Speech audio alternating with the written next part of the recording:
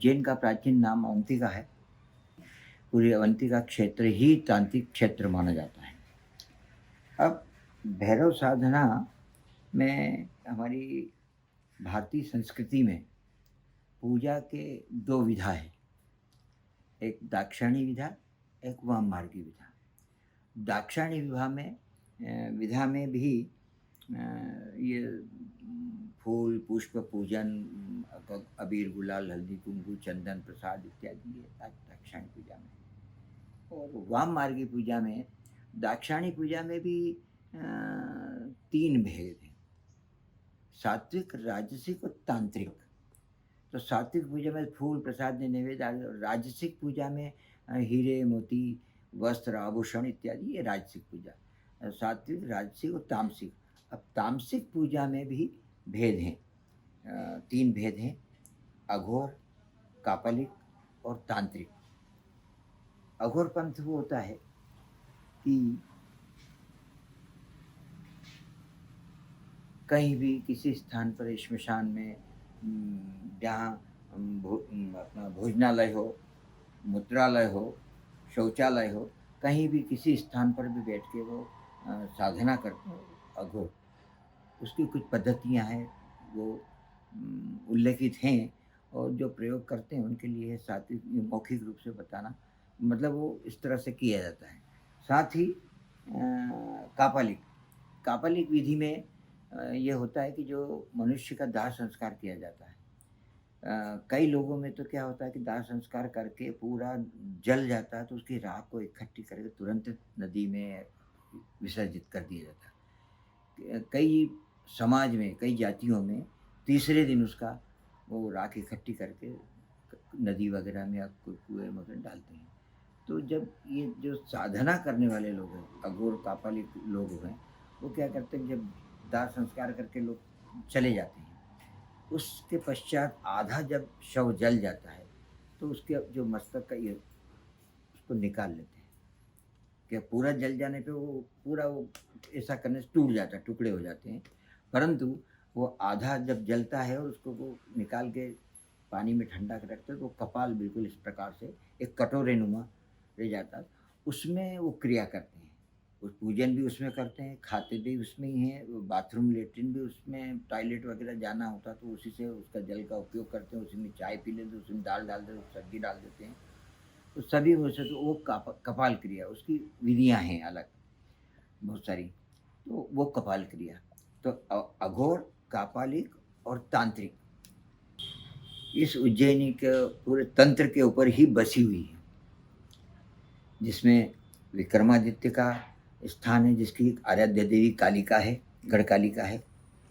हरसिद्धि यहाँ 51 शक्तिपीठों में से जो भगवान शिव की जो सती थी, उसके पिता दक्ष ने यज्ञ किया था, तो उनके दामाद थे शिव।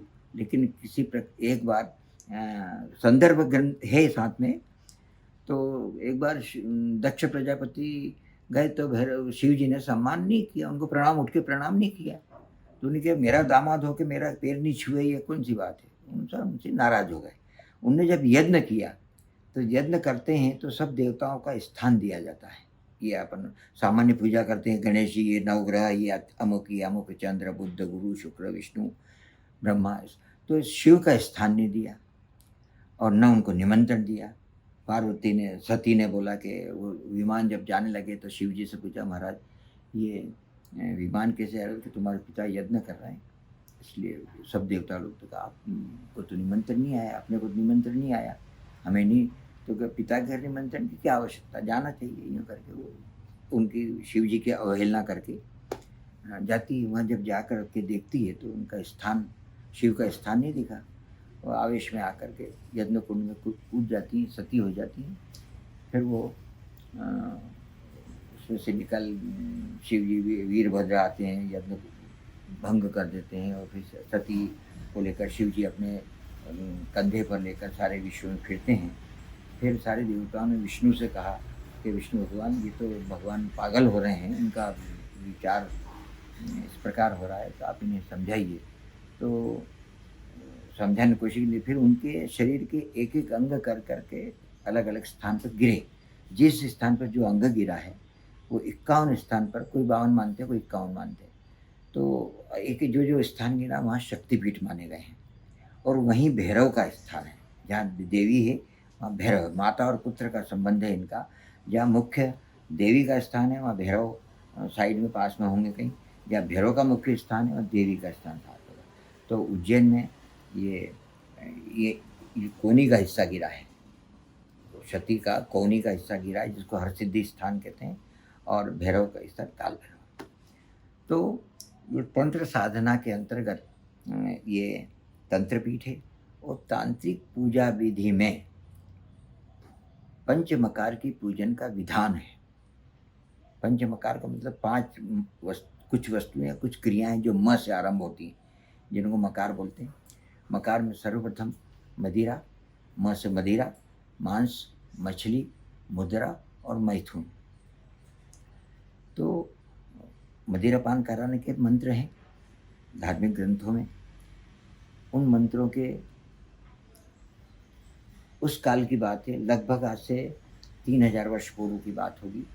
उस समय लोग लगभग 500 वर्ष तक घना, उसमें क्या है, कम समय में कठोर परिश्रम करके कुछ हासिल किया जा सकता था। उस स्थिति में सब तंत्र साधना की ओर भागने लगे। तंत्र साधना में आने के बाद साधक साधना करने लगे। आज तो सैकड़ों लोग जाते हैं दर्शन करने, मात्र एक दर्शनीय स्थल हो गए ये। तंत्र स्थल या पूजा स्थल या साधना स्थल नहीं रहे हैं। अब सब जितने भी सभी दर्शनीय स्थल हो गए। तो उस समय कुछ सैकड़ों या हजारों व्यक्तियों में से एक व्यक्ति, दो व्यक्ति साधना करता था। सारी अपनी पूर्णाहुति, उसके विधि अलग अलग विधियां हैं। कोई जल में खड़े रह करके कमर कमर तक स्नान करके, कोई इतना जल में डूब करके साधना करता था, कोई अग्नि आसपास 5 जगह अग्नि जला करके बीच में निर्वस्त्र केवल एक वस्त्र धारण करके बैठता। दिन में 12 बजे के समय पंचाग्नि तपता, कोई मध्यरात्रि में बैठ के तपता। शिवरात्रि, ग्रहण, अमावस्या, कृष्ण पक्ष की चतुर्थी, अष्टमी, नवमी, विशेष तिथियों में तंत्र साधना होती है। और वो स्थान विशेष करके श्मशान में होता है। उज्जैनी में 12 मूल स्थान है, श्मशान स्थल है, जिसमें मुख्य रूप से ये जो अभी वर्तमान में काल भैरव का स्थान है, यहाँ पर वो स्थान रहा है। नदी के दोनों तट पर ओखरेश्वर श्मशान के नाम से स्कंद पुराण में उल्लेख है। उस स्थान पर साधक आते, अपनी साधना करते। साधना के उपरांत पूर्णाहुति के समय पंचमकार की पूजन का विधान रहा है। उस विधान में सर्वप्रथम पूर्णाहुति करने के वक्त भगवान को मदिरा का पान कराते। उस मदिरा यानी वारुणी, संस्कृत में वारुणी कहते हैं। तो वारुणी उन 13.5 मंत्र हैं, वो यूँ प्रकाशित भी करते हैं। भगवान को जब पान कराते तभी करते हैं। तो उस वारुणी में सारी प्रशंसाएं, शराब की कोई प्रशंसा नहीं होती, शराब से तो सब दुर्गुण हैं उसमें, उसके जो उपयोग करता है उसमें सारे दुर्गुण आ जाते हैं। परंतु प्रभु को स्वीकार करने के लिए, वो ग्रहण कर लें, इसलिए वारुणी का इतनी प्रशंसा की है कि वारुणी को संभोग करने में जो सुख मिलता है, वारुणी पान करने से सुख मिलता है। वारुणी को जो आलिंगन करने जो सुख प्राप्त होता है, वो वारुणी पीने से सुख प्राप्त, ऐसे बहुत सारी उसमें उसकी प्रशंसा, एक दो मैंने आपको बताई। तो उस वारुणी की प्रशंसा करने से उन मंत्रों के द्वारा, उसमें वे भी पहले ध्यान, न्यास, संकल्प, ध्यान, न्यास, आवाहन, स्थापन, ये सब संकल्प मंत्र के द्वारा करते हैं। और मंत्र के द्वारा करने के बाद मदिरा पान कराने के मंत्र करते हैं। तो मंत्र से वारुणी भगवान प्राप्त पी लेते हैं, ग्रहण कर लेते हैं, उस प्लेट में से कम हो जाती है। ये परंपरा उस काल से चली आ रही है। उस समय बहुत कम साधक करते थे। मदिरा पान करा दिया, मांस आज नहीं कि एक बकरे को लाया, एक भैंस को लाया, मुर्गे को ला के काट दिया और उसको साफ करके सब्जी नुमा बना के बग रहे हैं। वो पूर्णाहुति के बाद मदिरा पान कराने के बाद ऐसे मंत्रोच्चारण होते थे कि उस जीव को मंत्रोच्चारण से ऑटोमेटिकली उसकी मृत्यु प्राप्त हो जाती थी और फिर उसको साफ सो करके भोग लगाते थे।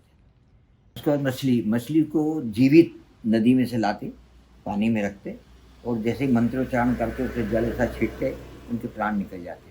उस मछली का भगवान को आग में भून करके भोग लगाया जाता। तो मदिरा, मांस, मत्स्य, मछली। अब आता है मुद्रा। 3 तो वस्तुएं हो गई, 2 क्रियाएं हैं। तो क्रियाओं में ये है कि मुद्रा यानी भगवान शिव ने जो तांडव नृत्य किया था नाट्य शास्त्र के अनुसार, उस नृत्य में नृत्य की भाव भंगिमाएं, डांस के जो एक्शंस होते हैं वो 108 होते हैं इस प्रकार से, जिनको हम इस साधना में, इस परिवेश में मुद्रा कहते हैं। मुद्रा यानी स्थिति, एक पोजीशन। तो उस पोजीशन में वो साधक लोग इस प्रकार से नृत्य करते हैं। मदिरा का भोग लगाया, ग्रहण किया, मांस का भोग लगाया, मछलियों का भोग लगाया, भगवान से नृत्य करते हैं। 5वां मैथुन।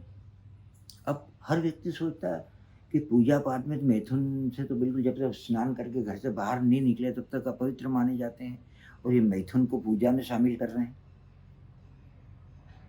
मैथुन वर्तमान में सामान्य जीवन में एक स्त्री और पुरुष के संयोग से मैथुन होता है, ये सामान्य। लेकिन व्यक्ति इस भावना को जब लाता है तो मानसिक विकार उत्पन्न होता है, मुझे ये कर्म करना है। मानसिक विकार होगा तो शारीरिक हलचल होगी, शारीरिक उत्तेजना होगी, शारीरिक उत्तेजना होगी तो संपर्क होगा, और फिर परंतु इस साधना के अंतर्गत एक साधक इस कॉर्नर पे बैठा है, दूसरा साध्वी महिला 20 फीट दूर वहां बैठी अपनी साधना कर रही है, और जब दोनों अपने अपने स्थान पर बैठे हुए वो उस स्थान पर स्खलित हो जाता है और वो महिला उस स्थान पर स्खलित हो जाती है, उस प्रक्रिया को यहाँ मैथुन कहा गया। नो टच, नो संपर्क किसी प्रकार का नहीं, परंतु अपने अपने स्थान पर दोनों स्खलित हो जाते थे, उसको मैथुन कहा गया। इस प्रक्रिया के अंतर्गत साधना, तब वो साधक की सिद्धियां सिद्ध होती थी, और वो सिद्धियां जन कल्याण के लिए, जनहित के लिए, परोपकार के लिए उन सिद्धियों का प्रयोग किया करता था। एक व्यक्ति मान लिया जाता था कि मर चुका है, उठा कर 4 आदमी लाए, महाराज ये ऐसा, उन्होंने थोड़ी भस्मी लगाई, उसके सिर पे हाथ फिरा और वो व्यक्ति खड़ा हो जाता था, जीवित हो जाता था। आज से 50 वर्ष पहले हमने भी देखे हैं, कुछ लोग ऐसे थे।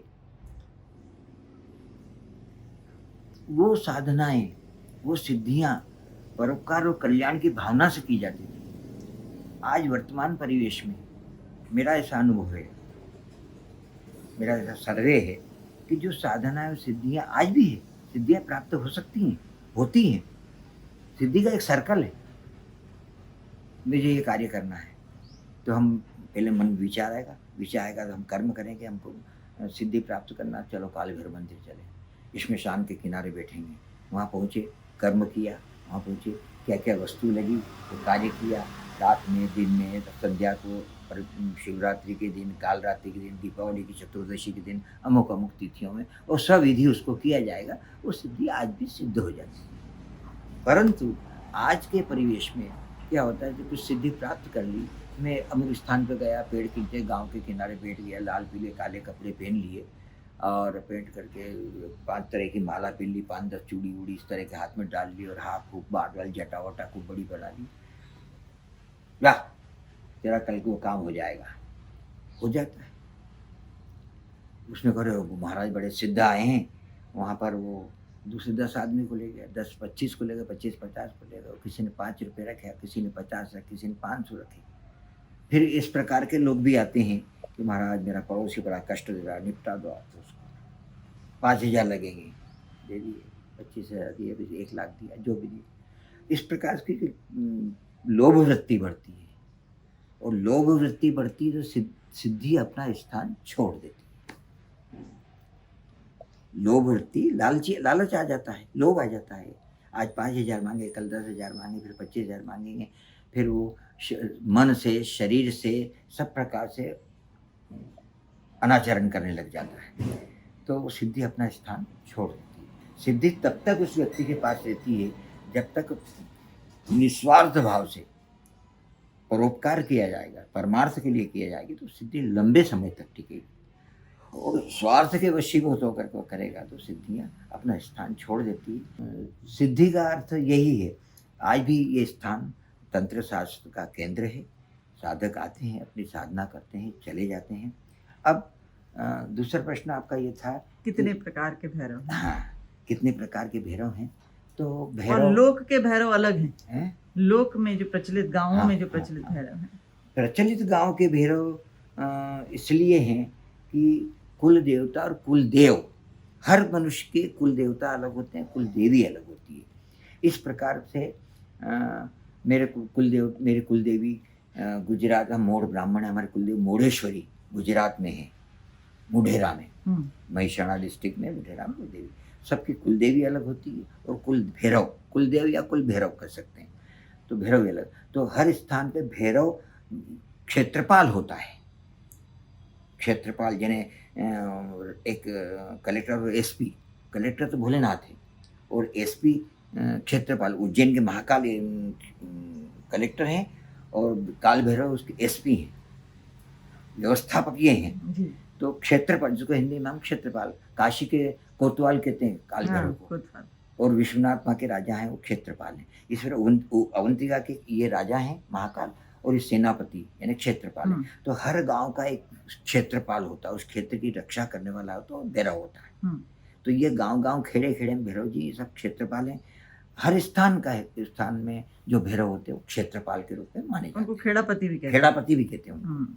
जो कई लोगों ने उनको हनुमान जी के रूप भी दे दिया है, और हनुमान जी और भैरव जी दोनों शिव के रूप हैं। बिल्कुल सही, बिल्कुल शिव के रूप हैं, इसलिए वो क्षेत्रपाल माने जाते हैं। शास्त्र के अनुसार 52 भैरव माने जाते हैं। 52 भैरव में से भी अष्ट भैरव प्रमुख हैं।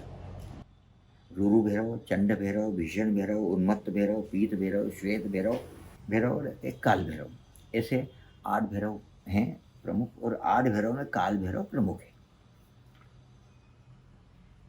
ये इस प्रकार भैरव की ये है। और भैरव की उत्पत्ति कैसे हुई ये अब मैं बता दूं।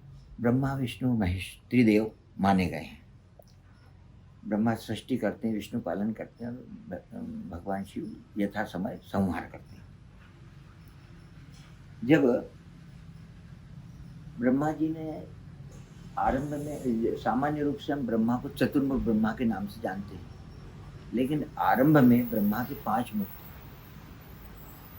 तो 4 मुख से तो आपने 4 वेदों की रचना की, ऋग्वेद, यजुर्वेद, सामवेद और अथर्ववेद। कालांतर में ब्रह्मा जी को ये विचार हुआ कि 5 मुख से कोई रचना की जाए। सारा सब्जेक्ट 4 वेदों में आ चुका, क्या किस विषय पे लिखा जाए, कि तो अंत में सोचा काम के विषय पे लिखा जाए, काम शास्त्र की रचना करें। अन्य देवताओं को मालूम हुआ कि काम शास्त्र की रचना करें, संसार नष्ट हो जाएगा, क्योंकि ये विषय तो ऐसा है कि मनुष्य उसको देखने की इच्छा करता है, सुनने की इच्छा करता है, उस काम को करने की इच्छा रखता है, उसके अध्ययन के बिना भी। और यदि उसका शास्त्र की रचना हो जाए, संसार में उसको पढ़ेंगे तो संसार नष्ट हो जाएगा। ये भगवान ब्रह्मा से कहा, लेकिन ब्रह्मा ने निर्णय ले लिया तो करने को तैयार हो गए।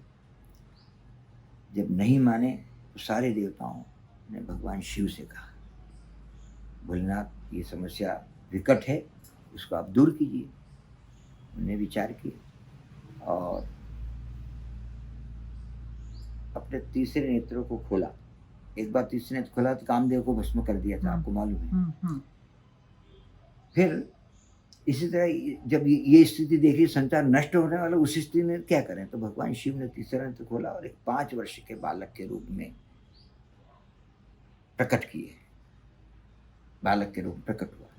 जो बालक प्रकट हुआ उसको हम बटुक कहते हैं। बटुक है ना बालक, बटुक भैरव के नाम से पूजन होती है हर जगह। उन्होंने पूछा बिना कारण की कोई कार्य नहीं होता है, मेरी उत्पत्ति की तो कोई ना कोई कारण होना चाहिए, मुझे कार्य बताइए, मैं क्या करूं। भगवान शिव ने कहा कि जो ब्रह्मा को अहंकार हुआ, अहंकार जो वही जैसे विनाश हो वही अहंकार होता है। तो ब्रह्मा जी ने शिव जी ने उस बटुक रूप से कहा कि तुम जाओ और ब्रह्मा के अहंकार को नष्ट करो, दूर करो। उनकी आज्ञा से गए और उस बटुक रूप ने 5 वर्ष के बालक की अवस्था में यूं किया हाथ, ये उंगली बढ़ती चली गई। जहां ब्रह्मा थे वहां जाके 5 न रहेगा बांस न बजेगी बांसुरी, कहाँ युद्ध करेंगे, कहाँ बात करेंगे, कहाँ समझाएंगे, नो टेंशन, न रहेगा बांस पर मस्तक नहीं रहेगा, शास्त्रीय रचना ही नहीं होगी। यूं करके ब्रह्मा का मस्तक छेदन कर दिया और दूसरे हाथ से जटा पकड़ के ले आए। अब ब्रह्मा का मस्तक छेदा होना सामान्य बात है, ब्रह्म हत्या का प्रायश्चित लग गया। कृत्या के रूप में एक कृत्या उनके पीछे चली, ब्रह्मा जी का सिर लेके वो बटुक रौद्र रूप धारण कर लिया था, शिव रूप में रौद्र रूप धारण करके वो मस्तक जटा पकड़ के चलते गए और चलते गए। पीछे पीछे कृत्या लगी हुई थी, ब्रह्म हत्या। ऐसे काशी में विश्राम किया 2 मिनट, फिर भी पीछे नहीं हटी। तो फिर बद्रीनाथ में, 4 धाम में बद्रीनाथ है, बद्रीनाथ में ब्रह्म कपाली तीर्थ है, जो जाता है उसमें अपने माता पिता के पिंडदान करता व्यक्ति, और वो इसलिए करता है क्योंकि वहाँ जाके ब्रह्मा का मस्तक उन्होंने दाह संस्कार कर दिया। तो जिसको ब्रह्मा के कपाल की क्रिया की गई, इसलिए वो स्थान का नाम ब्रह्म कपाली तीर्थ है। और आज जो भी व्यक्ति जाता है अपने पिता, क्योंकि हम सब ब्रह्मा की संतान हैं, हम सब किसी न किसी के, कश्यप ने, भरद्वाज ने, ये अमुक अमुक अमुक सारे ऋषि हैं, सब ऋषियों की हम संतान, उनके पुत्र सारे ऋषि थे और ऋषियों की हम सब संतान हैं। तो हमारे पितृदेव मुख्य रूप से हमारा पितृ पुरुष कौन है, ब्रह्मा ही। तो हम उसके निमित्त पिंडदान करते हैं, जिसमें हमारे पिता के निमित्त भी आ जाता है। ब्रह्मा से लगा कि मेरे तक कोई न कोई बीच में है, तो हमारे पिता, प्रपिता, उनके पिता, उनके पिता, तो इसलिए वहाँ जो व्यक्ति जाता है वहाँ पिंडदान करता है, उनका तर्पण करता है अपने पितरों के निमित्त, मुख्य रूप से ब्रह्मा के निमित्त। वो ब्रह्म कपाली के था। अब तो भी वहाँ से जब चले तो ब्रह्म हत्या उनका पीछा नहीं छोड़ा, काशी आए, गंगा में स्नान किया, रुके वहाँ विश्राम किया, जो काशी का स्थान, वहाँ ब्रह्म हत्या ने पीछा नहीं छोड़ा। वहाँ से चले, फिर शिव जी ने आकाशवाणी हुई कि आप अवंतिका में जाइए। वो बटुक स्वरूप जो बड़ा हुआ, विकराल रूप लिया था, वो फिर यहाँ अवंतिका में आता है। क्षिप्रायाम उत्तरे तटे, क्या कालभैरव का स्थान है क्षिप्रा के उत्तर, ये स्कंद पुराण में संक्षिप्त में उल्लेख है। क्षिप्रा के उत्तर तट में ओखर श्मशान है, उस श्मशान में क्षिप्रा में स्नान किया, उस स्नान में तपस्या की, तब वो ब्रह्म हत्या के प्रायश्चित से इस स्थान पर मुक्ति हुई। तभी से उस स्थान पर भैरव की पूजा होने लगी। अब इसके पीछे एक संक्षिप्त कथा भी इस प्रकार से है। यहाँ तक तो पूजा होने लगी, शुरू हो गई, बाद में जो चलता रहा, तंत्र काल आया, ये आया, वो आया, राज की परिस्थिति में थी, रोज 500 बॉटल रोज आ जाती, लोग पुजारी लोग मंत्र पढ़ते हैं, हम लोग हमारे परिवार के लोग मंत्र पढ़ते हैं, भगवान पी लेते हैं, चलो। अब ये 5 उंगलियां हैं, इनके भी 5 अलग अलग कार्य हैं, अलग अलग नाम हैं, अंगुष्ठ, तर्जनी, मध्यमा, अनामिका और कनिष्ठिका। ये मनुष्य के लिए, ये पुरुष लगाते तो हम, ये देवता, पहले तो हम अतिथि देवो भव, तो पहले देवता के स्वरूप ही लगाते हो, फिर अंगूठे से जाते। ये मनुष्य का, ये देवताओं का, और ये उंगली पितरों की। जब पितरों की पूजन करते हैं या पिंडदान करते हैं तो इस उंगली से पूजन, वहाँ इस उंगली का काम उपयोग है। तो ये देवताओं की हो गई, ये पितरों की हो गई, और ये मनुष्यों के लिए हो गई। अब ये 2 उंगली बचती थी, इसने ब्रह्मा जी का मस्तक छेदन किया था, ये प्रायश्चित युक्त है, इसलिए इसको पूजा में किसी इंडिविजुअल रूप से कहीं काम में नहीं आएगी। उस 5 मुख से हम 5 फूल चढ़ा देंगे, कंकु अक्षत धूप दीप नैवेद्य सब कर देंगे, लेकिन इंडिविजुअल रूप से कहीं काम नहीं आएगी। ब्रह्मा की अकेले पूजा नहीं होगी, अकेला मंदिर केवल पुष्कर में है। ब्रह्मा का सिर कट जाने से खंडित हो गया, और खंडित देवताओं की पूजा हमारी भारतीय संस्कृति में नहीं की जाती है। इसलिए ब्रह्मा विष्णु महेश सदाशिव की आरती जो कोई ना, तीनों के सामूहिक त्रिगुणात्मक रूप हम पूजन कर लेंगे, लेकिन इंडिविजुअल ब्रह्मा की पूजा नहीं होती है। इसी तरह से ये पांचों रूप से हम पूजन कर लेंगे, लेकिन इंडिविजुअल इसका कोई उपयोग नहीं है। और इसको ये सबसे कनिष्ठ आरती, घर में 4 बच्चे होते हैं, बड़ों के तुम ऐसे भी अच्छा ये सामान बर्तन जमा दो, तुम ये कर लो, तुम पुस्तक पढ़ लो, तुम स्कूल जाओ, छोटे को खेलने के लिए छोड़ते, इसको छोटे को फ्री कर रखा है। तो ये पांचों ब्रह्मा का, शिव जी का स्थान होगा। इन्होंने मस्तक छेदन किया, तो इसलिए इसके कारण ये पांचों उंगलियों के अलग अलग कार्य हुए हैं। यहाँ तक ये स्थिति है। और तो ये मदिरा लोक में 64 योगिनी देवी और भैरू का बहुत व्यापक संबंध होता है, उसके बारे में बताइए। यही जो 52 भैरव में शक्तिपीठ बताया मैंने जी, उन्हीं के देवियों के स्वरूप में अलग अलग किसी जिन स्थान पे कोई विशेष कारण हुआ, उस स्थान पर उस देवी का स्वरूप। पर प्राचीन स्थान है, आनंद भैरव है, कैलाश भैरव है, यहाँ हमारे उज्जैन में 56 भैरव हैं जी। तो ये अलग अलग इनकी छोटी छोटी कथाएं हैं, किसी कारण से वहाँ उनकी प्रकट हुए, वो कथा चालू हो गई। तो भैरव तो क्षेत्रपाल है, इस स्थान में कहीं नहीं किसी ने कहीं बैठा दिया भैरव जी, इस क्षेत्र की रक्षा। तो भैरव तो रुद्र का अवतार, रुद्र के हैं, रुद्र का तो एकादशवां रुद्र है। भैरव अति सात्विक है, इनकी स्तुति में हम पढ़ते हैं रोजाना। जिसने कौस्तुभमणि धारण की, कौस्तुभमणि विष्णु भगवान धारण करते हैं। सकल कलुषहारी धूर्त दुष्टांतकारी सुचिर चरितचारी मुंडमोजि प्रचारी करकलित कपाल कुंडली दंडपाणी सभवतु सुखकारी भैरवो भावहारी विविध रास विलास विलासितं नववधुर वधुत पराक्रमं मद विगुणित गोष्पदं भवपदं सततं स्मरे अमल कमल नेत्रं चारु चंद्रावतंसं सकल सुर गणेशं कामिनी कामरूपं परिद्रत परितापं डाकिनी नाश हेतुं भज जन शिव रूपं भैरवं भूतनाथं। शिव जी का रूप है भैरव जी, शिव का ही स्वरूप है। सबल बल विधातम क्षेत्रपाल एकपालम, इस क्षेत्र के पालन करने वाले हैं।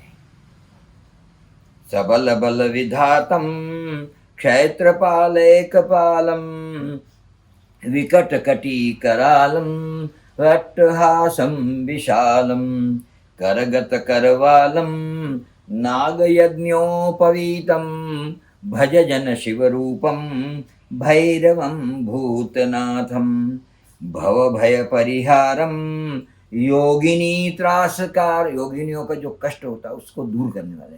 भव भय भारं योगिनी त्रासकारं सकल सुर गणेशं चारु चंद्रार्क नेत्रं चतुर्भुजं शंख गदाधरायुधं पीतांबरं सांद्रपयोदशोभगं श्रीवत्सलक्ष्मं गलशोभिकौस्तुभं शीलप्रदं शंकर रक्षणं भजे। जिसने कौस्तुभमणि को धारण कर रखा है, जिनके वो भृगु ऋषि का वस्त्र पांव का चिन्ह यहाँ लगा हुआ है, चतुर्भुज है, ये विष्णु का स्वरूप।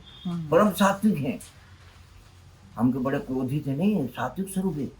लोकाभिरामं भुवनाभिरामं प्रियाभिरामं यशसाभिरामं कीर्त्याभिरामं तपसाभिरामं त्वां भूतनाथं शरणं प्रपद्ये।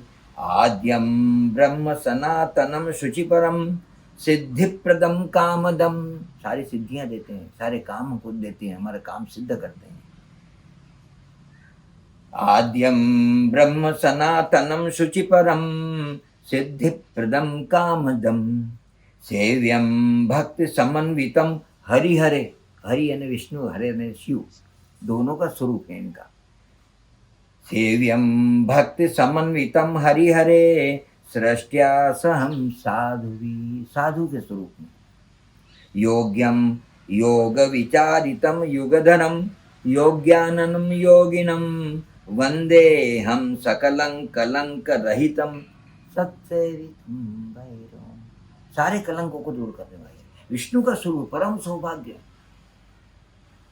परम सात्विक स्वरूप है। लेकिन अवस्था इनके त्रिकाल सात्व रज और तम तीनों प्रकार के ध्यान है इनके। तो शिव परम वैष्णव है। हम लोगों ने आज परिस्थितियों में भैरव का नाम विकृत कर दिया है। परिस्थितियों के कारण भगवान दारू पीते हैं, चल शराब पिए, हम भी पिए, मेरे दारू काल भैरव दारू पीते हैं, काल भैरव। तो इतना प्रचार प्रसार कर दिया। मेरे बचपन में सुबह शाम तक 5 बाटल भी नहीं आती थी, 5 भी दिन भर कभी नहीं आती थी। आज 60 साल 63 साल पुरानी बात कर रहा हूँ, लेकिन आज 500 से भी ज़्यादा आती है। दारू पिलाने का मकसद 4 हो गए।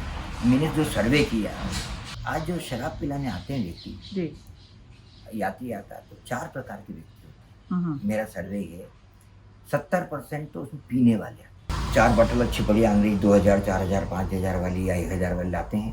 थोड़ा थोड़ा लगता है उनको, बाकी दे देते हैं। बाहर जाके अपने दोस्तों के साथ पिएंगे, खाएंगे, पिएंगे नमकीन ये वो। रात को 11 बजे बाद घर पहुँचेंगे। घर वाले यदि माता पिता हों तो रोकें, क्यों शराब पी गए हैं, बाबा का प्रसाद लिया, बाबा का अपमान करते हो। पत्नी होगी तो उसको चिल्लाएंगे, समझती नहीं, बाबा का प्रसाद लिया, बाबा का अपमान करती है।